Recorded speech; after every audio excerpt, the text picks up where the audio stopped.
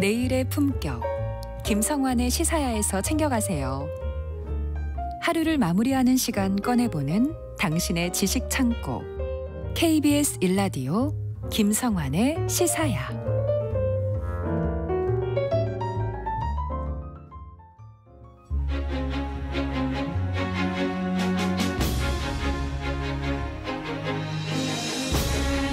혹시 장무이라는 역사 속 인물 아십니까? 역사를 공부하거나 연구한 전문가가 아니면 잘 모르실 텐데요. 장무이는 일제강점기 식민사학의 악령을 깨운 장본인이라고 합니다. 오늘 흔적의 역사 시간, 장무이라는 인물이 누구이고 어쩌다 식민사학을 불러일으키게 된 건지 알아보도록 하겠습니다. 이규환 히스토리텔러 나와 계십니다. 안녕하세요. 안녕하세요. 네, 장무이라는 인물 저도 굉장히 낯설거든요. 그렇죠.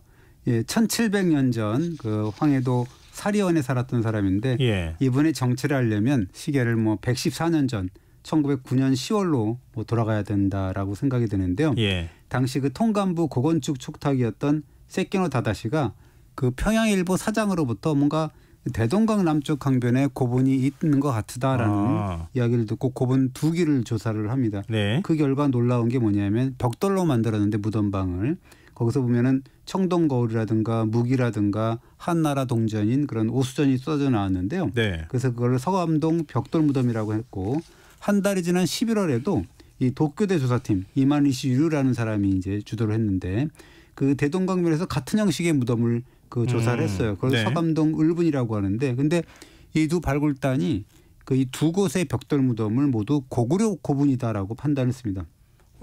고구려 도읍지가 평양이었으니까 당연한 거 예. 아닌가요? 그런데 이제 그 몇 개월 뒤에 인류학자였던 예. 도리 류조라는 일본인이 반론을 폈는데 이 도리 류조가 자기가 1903년하고 5년에 그 옛 고구려 수도인 국내성에 있는 그런 그 지안에서 본 고구려 고분과 지금 두 분 저 발굴단이 조사했던 대동강변의 벽돌 무덤 구조가 명백하게 다르다라는. 이건 고구려식 무덤이 아니다. 예, 그렇죠. 그래서 무덤 형식도 벽돌 무덤이고 그 출토유물도 한나라 고분을 쏙 빼닮았다라고 하기 때문에 네. 도리 입장에서는 이거는 낙랑 고분이 확실하다. 한나라 고분이다라고 주장을 했죠. 근데 무덤 형태가 뭐 확연하게 좀 다릅니까? 다르죠. 왜냐하면 고구려는 우리가 알지만 적석층이잖아요. 돌무덤이고 그렇죠. 예. 그 중국 한나라의 경우는 벽돌 무덤이라는 아까 얘기했잖아요. 그러니까 어떻게 보면 그 직접 현장에서 본 도리 류조의 주장이 맞는 거죠. 그 국내성에서 봤으니까. 근데 당시 학계 주류가 세키노 다다시였거든요. 그래서 세키노파들이 도리를 두고서 인류학자인 당신이 뭘 하냐고 이렇게 자꾸 일축을 하고 야단치고 막 그랬다라고 해요. 굉장히 깔아뭉개고 막 그랬다라는 건데요. 그래서 이 대목이 좀 이상한 게 뭐냐면 우리가 알기에는 일본 학자들이 처음부터 한국 역사의 타율성과 정체성을 입증하려고 평양의 낙랑고분을 처음부터 마구 파헤쳤다라고 알고 있잖아요. 그게 정설이었는데 네. 그러나 초창기에는 오히려 그 일본 학자들이 평양의 낙랑고분을 고구려 고분이다라고 이제 이야기를 했던 거죠. 그러네요. 말씀 들어보니까 그렇죠. 이상하네요, 뭔가.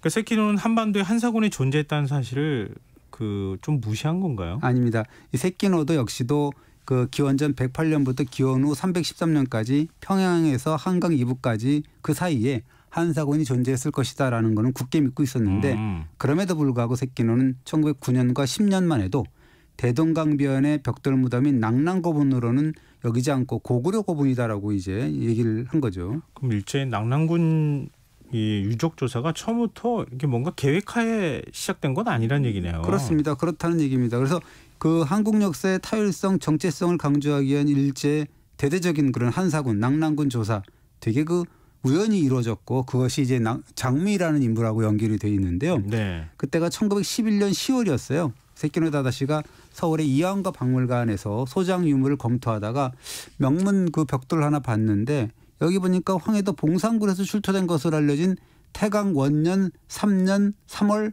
왕씨가 만들었다라는 글씨가 새겨진 벽돌이었는데요. 네. 이 태강은 중국 서진의 연호인데 그 태강 원년이라고 하면 280년 이렇게 가리키는 거죠. 그러면 중국 사람 아닙니까? 그렇습니다. 그래서 뭔가 쎄가지고 세키노가 황해도 봉산으로 달려가는데 그래서 1911년 10월 15일인데 봉산의 그 사리원역 인근인 은파에서 고분을 발견하고 벽돌을 확인하고 막 돌아오는 길에 사리원역 동남쪽의 철로변의 논 사이에서 뭔가 고분으로 보이는 수상한 둔덕을 확인하는데 누가 봐도 고본이었다라는 거예요. 그래서 큼직하게 이렇게 네, 무덤이 둔덕처럼 돼 있어서 그래서 네. 기차에서 내려서 둔덕으로 달려갔는데 단번에 어양장이라는 글자가 새겨진 그런 벽돌을 수습합니다. 어양장요? 예. 이 어자가 무슨 어자입니까? 어양이 뭐냐면 지금의 중국 허베이성 지현, 그러니까 하북성 계현이를 가리키는데요. 그러니까 어양장이라는 것은 어양 출신, 중국 사람이다. 중국 출신의 장씨로 읽을 수 있는 그런 벽돌이었죠. 예. 그 아까 얘기했던 박물관 벽돌도 왕씨고, 예. 근데 여기서 발견한 벽돌은 장씨고, 그러니까 중국인이다라고 생각을 해서 이때부터 이제 본격 발굴에 들어갔는데 예. 막상 조사를 해보니까 도구를 많이 당했다라는 거긴 하지만 무덤 안에서 여러 종류의 그 명문 벽돌이 쏟아져 나왔는데 네. 그 벽돌에 정말 깜짝 놀랄만한 내용이 담겨져 있었습니다. 그 벽돌의 한 면이나 보통 그런데 이렇게 글자를 찍듯이 이렇게 써놓잖아요. 근데 거기에 어떤 내용이 써 있길래 이렇게 놀라게 한 면이 아니라 여기 보면 뭐 강면에 막 이렇게 세로에도 써 있고 막 그랬는데 한 개의 벽돌도 아닌 여러 점의 벽돌에서 새겨진 대방태수 장무의 벽돌이라는 명문이 드디어 장무의가 나오네요. 특히 이제 눈에 띄었습니다. 예. 그래서 이 무덤 주인공이 대방태수 장무이다라는 이야기인데 그래서 예.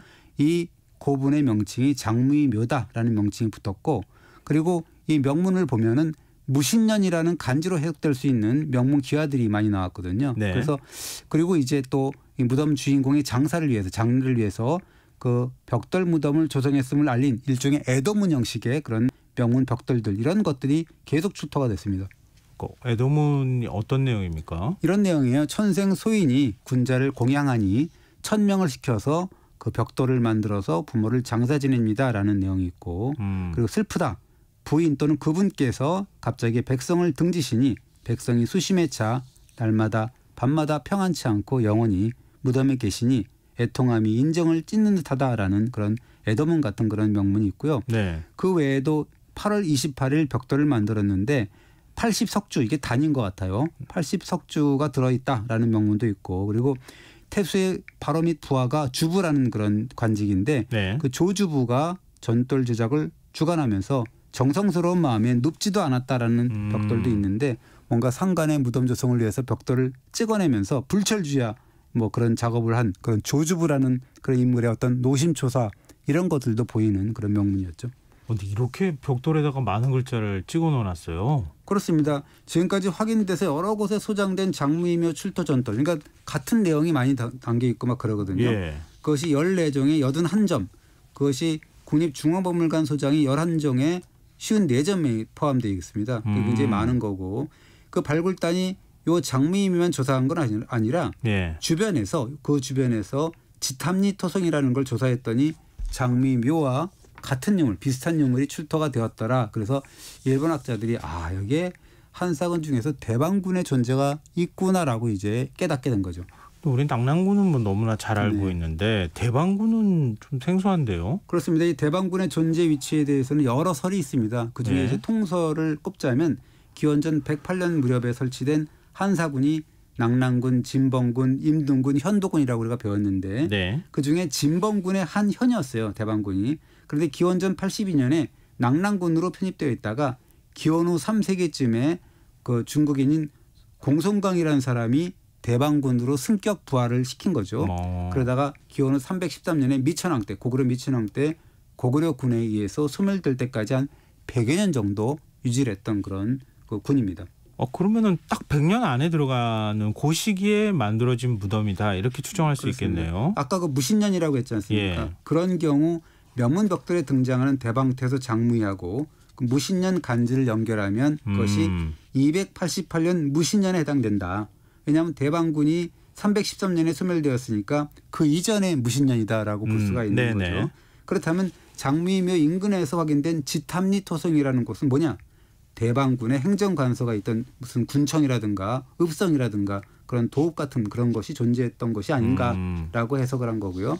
그래서 이 중국이 설치한 한사군 중에 하나인 대방군의 중심 지역이 바로 황해도 봉산이다라는 고고학적인 증거가 나왔다라는 거죠. 그런데 이 대목에서 일본 학자들이 시선을 이게 나왔으니까 시선을 이제 대동강 쪽으로 옮기는데 네. 황해도가 대방군이면 그러면 그 평양 대동강변이 어디냐라는 이야기가 나오는 거죠.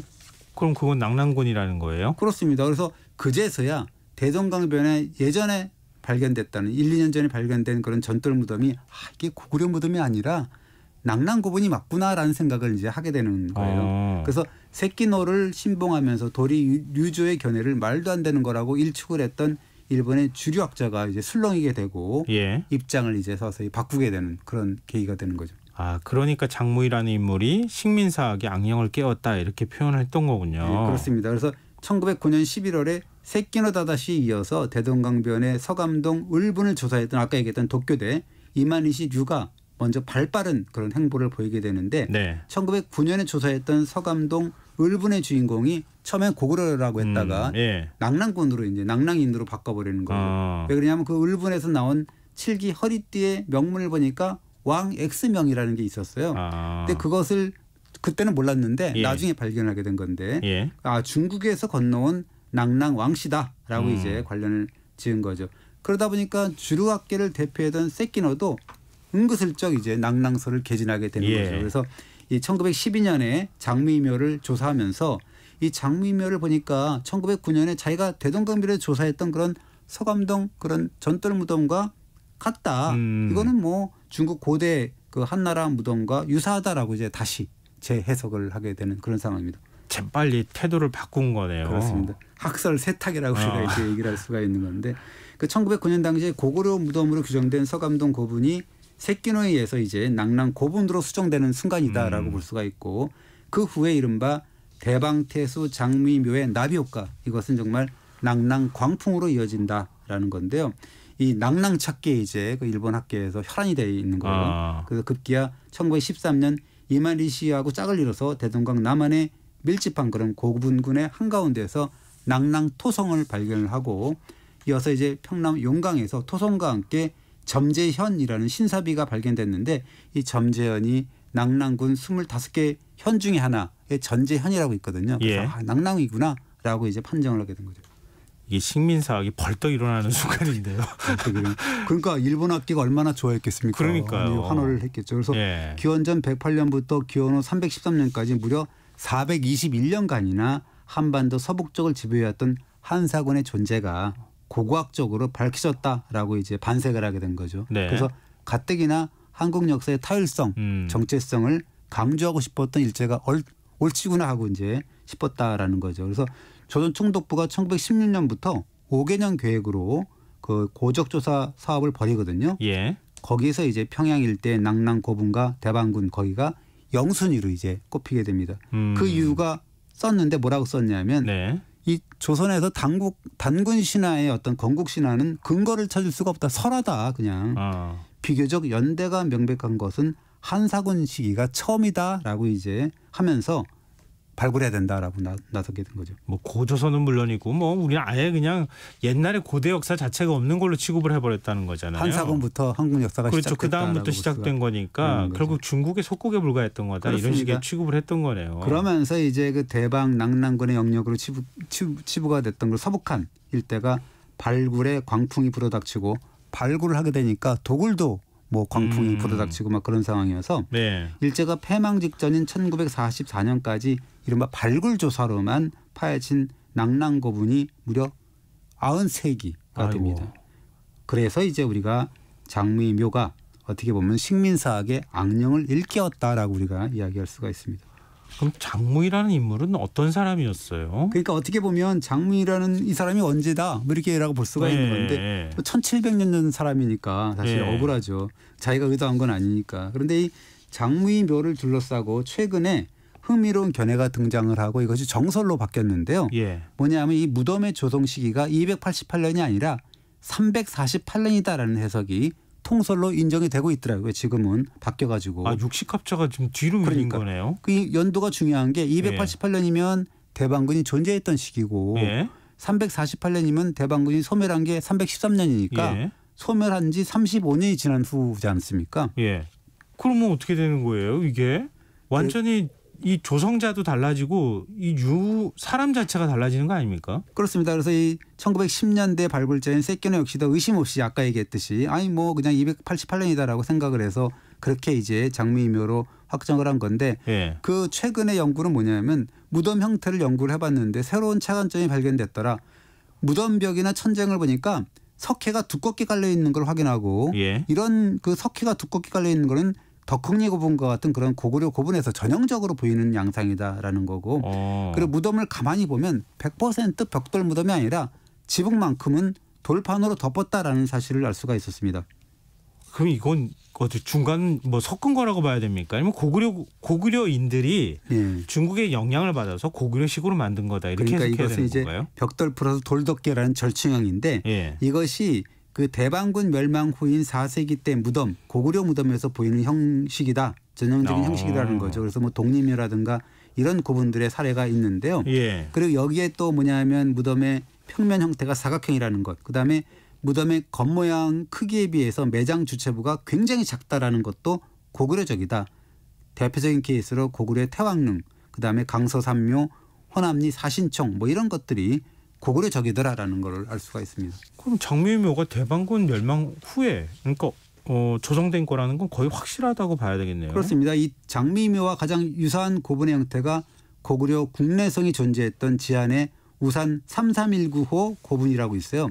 이것도 이제 뭐 매당 주체부는 벽돌로 쌓았고 석회로 쌓아바르고 막 그랬는데 네. 명문기화에 보면 355년, 357년으로 읽을 수 있는 간지가 보였거든요. 그리고 비슷한 연대 중국제 도자기가 보였기 때문에 그러면 장미묘 역시도 대방군이 소멸된 313년 후에 조성이 됐고 무신년 간지가 맞다면 288년이 아니라 348년이다. 일 가능성이 많다. 이것이 통솔로 지금은 자리 잡고 있더라고요. 근데 장무이라는 인물은 어디 역사서의 기록에 책에 기록이 없습니까? 장무이가 반전의 이야기인데요. 예. 사람 이름이 아니에요. 장무이라는 이름이. 예? 사람 이름이 아니에요? 사람 이름이 아니고요. 1951년에 발견된 황해도 안악 3호분의 벽화를 보면 주인공이 동수라는 인물인데 네. 거기에 직책을 나열하는 와중에 호무이 교위라는 관직이 언급되어 있습니다. 예. 그래서 이 장무이도 장씨성을 가진 사람인데 무이라는 관직명을 붙인 케이스다라는 것으로 연구자들은 보고 있습니다. 장씨성을 가진 무이란 관직을 가진 사람이다. 예, 그렇습니다. 근데 대방군이 왜 소멸한 후에 죽은 사람한테 태방태수라는 관직을 붙였어요? 그러니까는 이게 장무이묘뿐만이 아니라 평양에서 발견된 벽돌 무덤 가운데 독림묘라고 있는데 여기도 353년에 현도군을 관할하는 태수인 독리가 만들었다라는 명문 벽돌이 확인이 됐는데 이 현도군이 기원전 75년에 쫓겨갔거든요. 예. 그런 사람이 현도군 태수라는 독리가 400년이 지난 353년에 부활됐다라는 이야기지 않습니까? 이게 어떻게 가능합니까? 그러니까 이게 예전 관직을 다시 쓴 거예요? 그렇죠. 안악 3호분의 동수, 그다음에 아까 얘기한 독리묘의 독리, 그다음에 장미묘의 장무이 이런 사람들은 모두 이 옛날 가문의 과거의 관직을 끌어다 썼거나 무덤 주인공을 예우하기 위해서 얹어준 예우 관직일 가능성이 많다. 우리가 뭐 한 번 관직이면 무슨 장관님, 한 번 국회의원이면 무슨 국회의원님 이렇게 계속 죽을 때까지 부르잖아요. 그리고 국회의원 딱 한 번 해도 평생 국회의원이잖아요. 하잖아요. 그런 케이스가 아니었나라는 생각이 드는 거죠. 그래서 이 대방태수 장무이는 벽돌의 명문처럼 중국 어양 출신으로 거의 대방군에 파견되었다가 대방군이 소멸한 후에 고구려에 정착한 인물로 추정하는 것이 합당하지 않느냐 뭐 이렇게 우리가 추정할 수가 있다라는 거죠. 그럼 무의를 요즘 직책으로 말하면 뭐라고 표현해야 돼요? 그 군관 정도 뭐 그런 타 그래요. 그런데 이 교위라는 뭐 무의라는 그러니까 굉장히 길어요. 그러니까 독리가 아까 얘기했던 동수의 직책이 엄청나게 길게 나와요.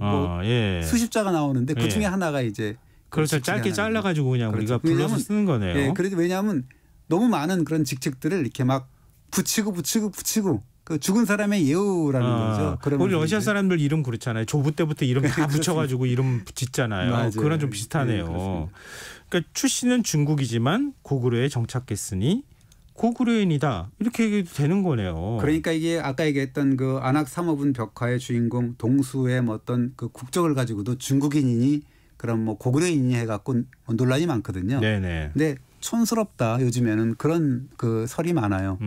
이게 장무이를 두고 중국인이 한국인이 하는 것은 그렇게 이분법으로 따지는 건 옳지 않다.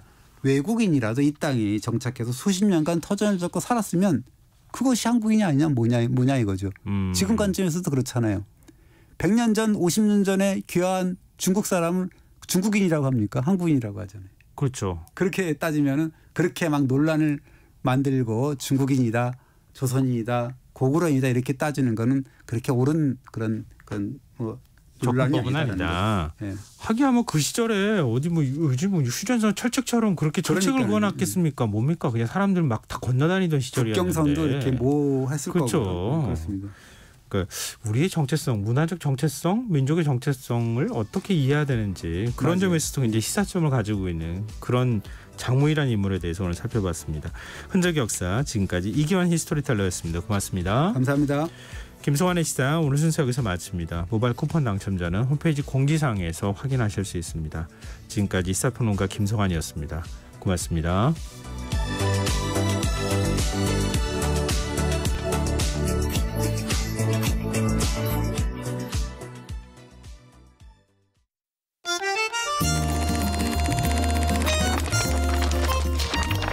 강유정의 영화관, 정여울의 도서관.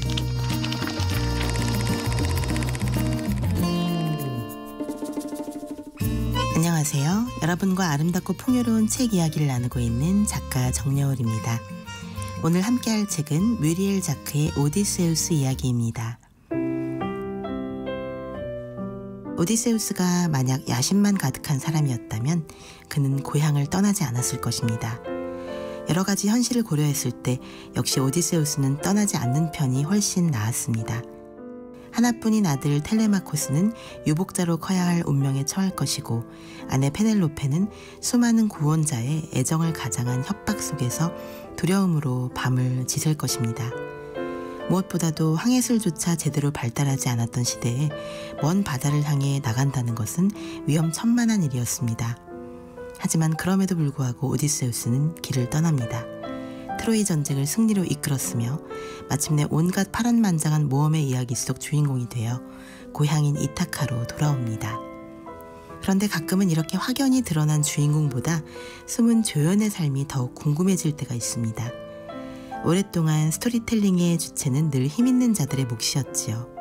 가슴속 사연이 산더미처럼 쌓여도 한 번도 마이크를 쥐어보지 못한 숨은 주인공들이 얼마나 많았을까요?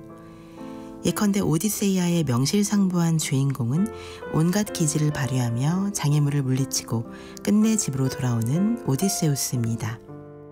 그런데 저는 이 이야기의 숨은 주인공 페넬로페의 삶이 궁금했습니다. 페넬로페는 얼마나 두려웠을까요? 아들을 혼자 키우며 얼마나 외로웠을까요? 그리고 남편이 얼마나 그리웠을지, 때로는 혼자 남아 수십 년 동안 그 커다란 집을 지키는 것이 얼마나 고통스러웠을지 생각합니다.